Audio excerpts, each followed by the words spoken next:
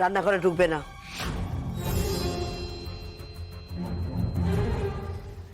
মিমি, আমি জানি তোমার আমার প্রতি অনেক অভিযোগ আছে, কিন্তু দেখো আমি জানি আমি ভুল করে ফেলেছি একটা, কিন্তু আমাকে কি ক্ষমা করা যায় না?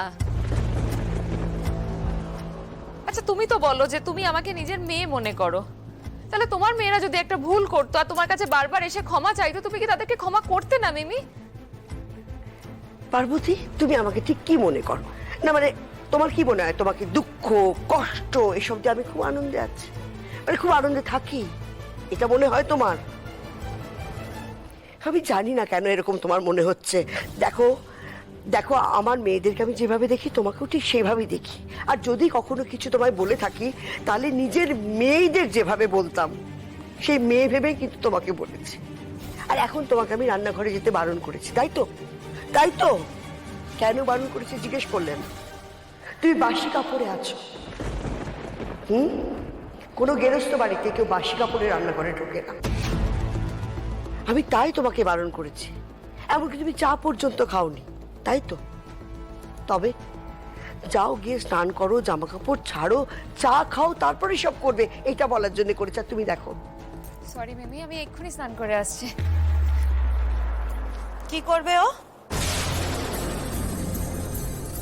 রত্না, অনেকদিন তো তোমাদের জন্য কিছু রান্না করিনি, আজকে ব্রেকফাস্টে আমি একটু বানাই সবার জন্য। কটা বাজে খেয়াল আছে? সকাল 9টা।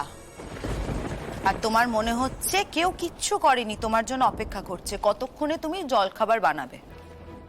রত্না, আমার শরীরটা আজকে খুব খারাপ ছিল, তাই উঠতে একটু দেরি হয়ে গেছে। তোমরা আর একটু ওয়েট করো না, আমি স্নান করে এসেই করে দিচ্ছি। থাক পারো, সেটার তো আর কোনো দরকার নেই, কারণ সকালবেলা থেকে উঠে ময়না যা করার করে দিয়েছে। ও, জলখাবার করা হয়ে গেছে? থাক তাহলে, আমি আর না পার্বতী,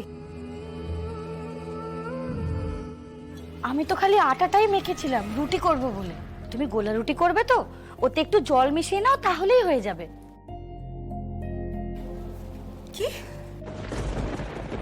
এতগুলো আটা দিয়ে গোলা রুটি? তোমার যতটা লাগবে ততটা দিয়েই করো, বাকিটা নয় আমাদের রাতে কাজে লেগে যাবে। ও, জল মেশালে হয়ে যাবে না? হ্যাঁ, গোলা রুটি? হ্যাঁ। ঠিক আছে, তোমরা আর একটু ওয়েট করো, আমি স্নানটা করেই আসছি। এই কি ব্যাপারে তোর? তুই আমার হাত চেপে ধরে চুপ করে এলি কেন?